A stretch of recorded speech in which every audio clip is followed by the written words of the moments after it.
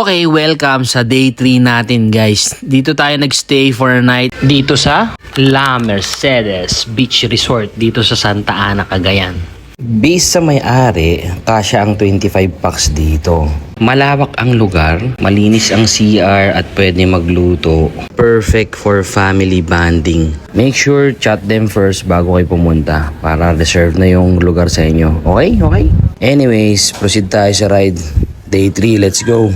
Target natin ngayon is Patapat Bridge sa may Ilocos Norte.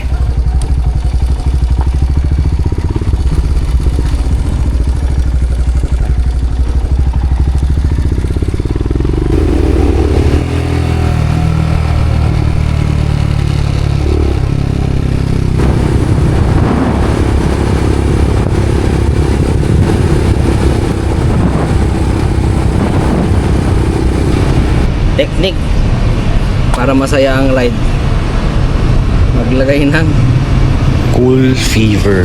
Effective guys, try nyo pag nag-ride kayo sa sobrang init long ride. Effective to, promise. Tapos kahapon nadaanan na namin to tapos di ko alam na dito na pala dumadaan from Santa Ana, Apari, tapos papuntang Claveria. Hindi na sa Magapit. Ito ang tinatawag na Kamanaligan Bridge. Bagong tayo lang to guys, ang ganda dito, promise.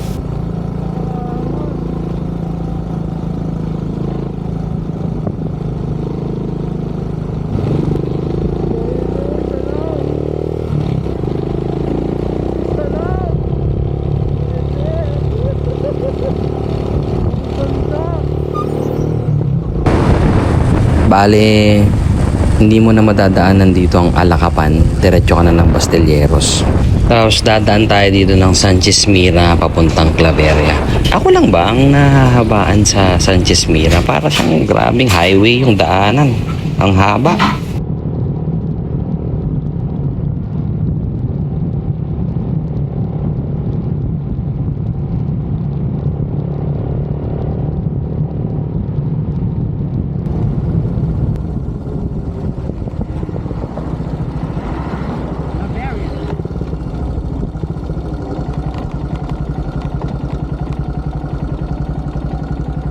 Hindi pa tanghaling tapat pero putik na yan, ang init dito sobra.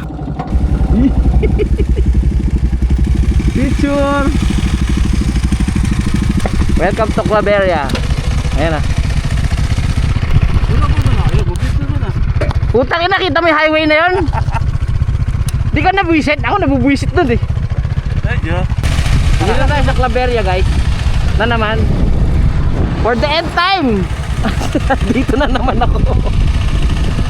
Claveria baby. So after namin dito sa Claveria Welcome Arc, diretso na ulit tayo ng ride. Madadaanan na natin dito yung Welcome Arc ng Ilocos Norte, yung kapila naman.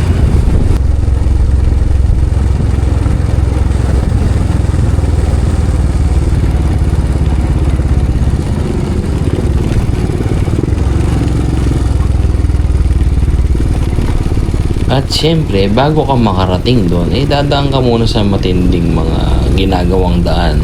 Matagal na tong daanan na to What's up, DPWH? Iyang ka na naman.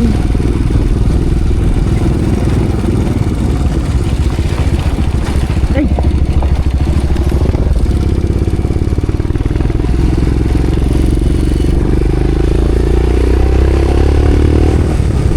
Tapos dito, may nadaanan kami.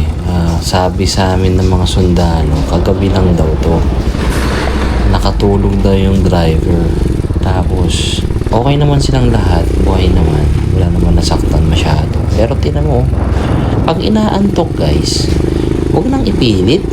Gumilid ka na.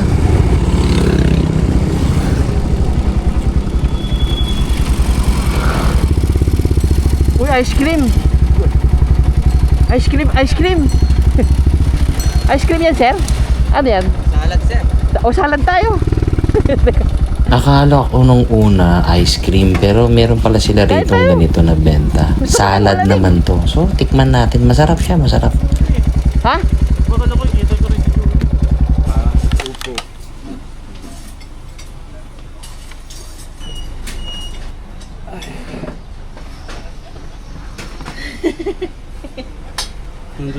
Nandiyan pa din.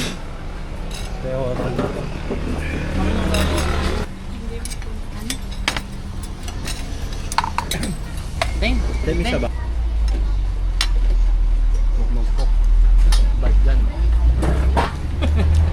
So after namin mag-lunch, diretso kami sa aming ride.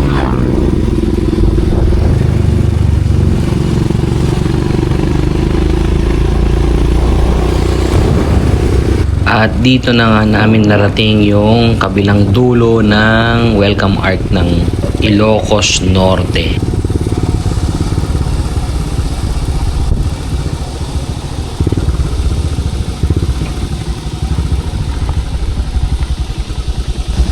Hop.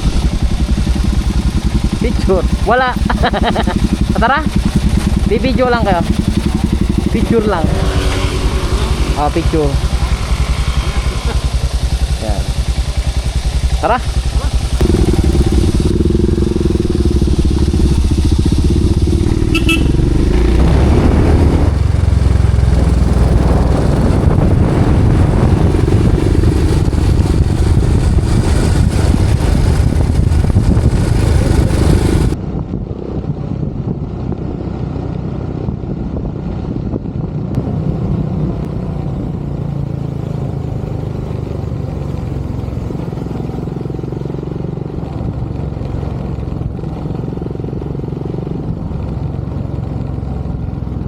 And we are back na naman dito sa Patapat Bridge dito sa Ilocos Norte. Hindi ko alam kung ilang beses na ako napunta dito. Pero sa mga kasama ko first time, welcome at congratulations.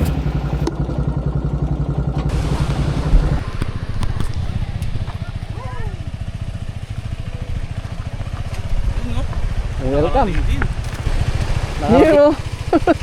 Sa wakas! Nadali rin kita. Matapat. Oh, dire. Let's go.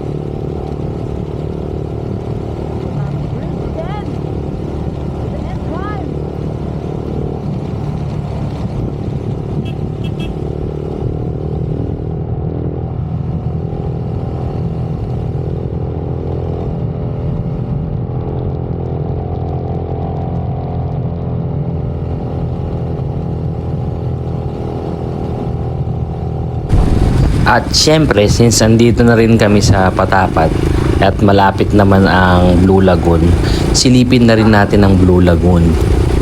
Bukod sa Saud Beach tsaka sa Kapurpurawan, ito yung isa sa pinaka binibisita dito sa Ilocos. White sand dito, ang ganda ng cove. Sulit ang punta, malayo pero sulit. Nakakapanghinayang tong resort na to, no? Sabi nila nung pandemic lang daw to tinayo. Tapos ngayon wala na, hindi na nagagamit dahil wala na nagre-renta or wala nang pumupunta. Sayang, ang ganda ng place. Maayos pa naman sana kung na-maintain lang sana, sayang.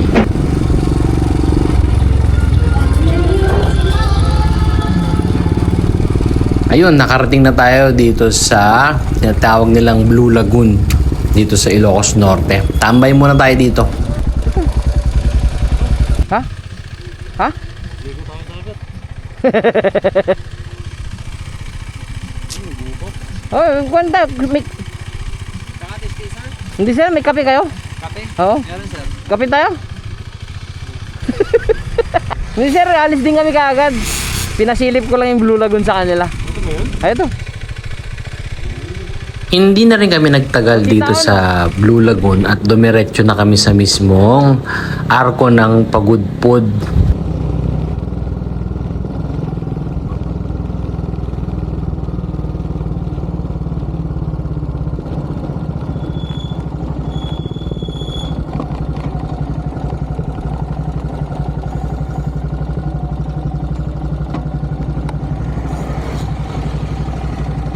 Welcome! Dahil pagkatapos namin dito sa Arco ay dumiretso na kami sa tinatawag nilang Bangi Windmill. Dito sa Ilocos Norte, isa ito sa pinaka pinupuntahan ng mga turista. Ang dami kasing windmill dito na nakatayo.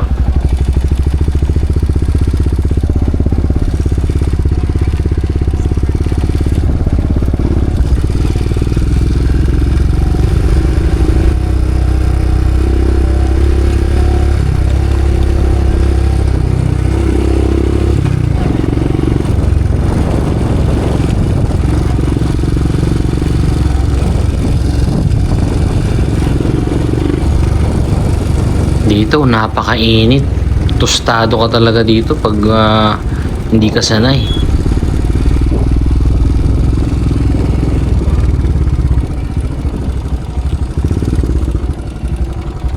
Welcome to Bangi Windmill, Ilocos Norte. Dito lang yan sa Bangi, Ilocos Norte.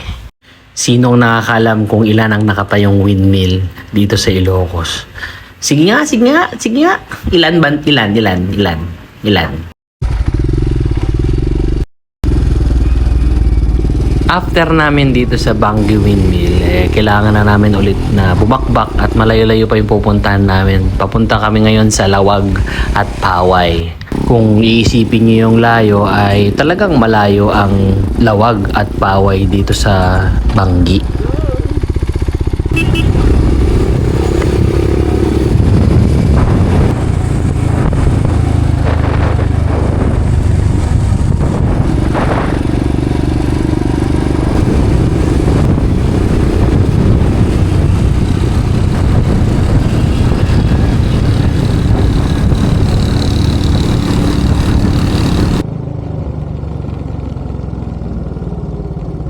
Dito sa Paway, ang una naming destination ay ang tinatawag nilang Malacanang of the North.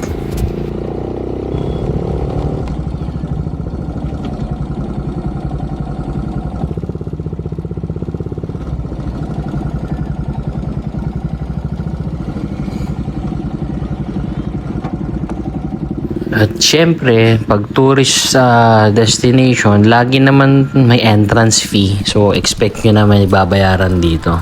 Nakalimutan ko lang kung magkano syempre. Juni oh. Tourist din tayo. Gawin na natin.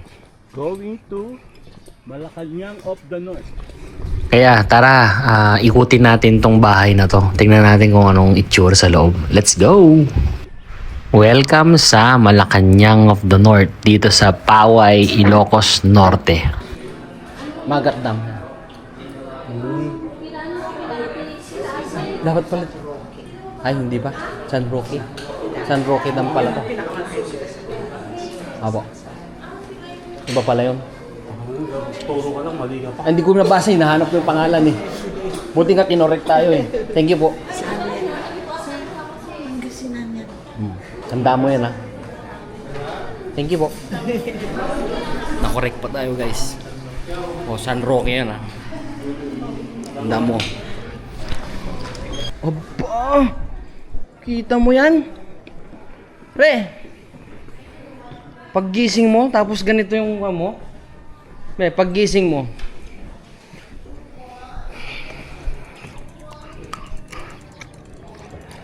Tapos sisigaw ka. Indio, umalis ka dyan. Grabe oh. Yaya, yung gatas ko naman. Ito, kay Imelda. Imelda Papin. Hi, Yung lolo ni Milani, Tagagawa ng sapatos ni Imelda dati. Meron sa ano. Sa Museum ng ano. Marikina. Sapatos sa Marikina. Nice, nice. Tsaka meron. Dito ayaw. Yung dito, ganito po. Tabi na.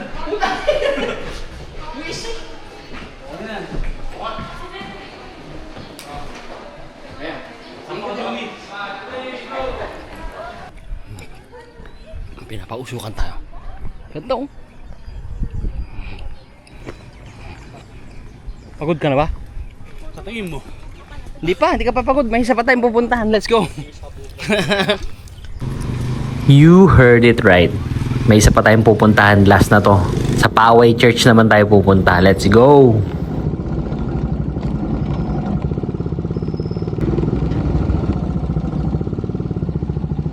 Kumakain oh.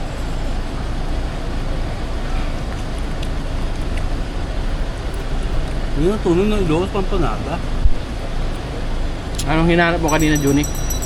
Asan yung Balinyas?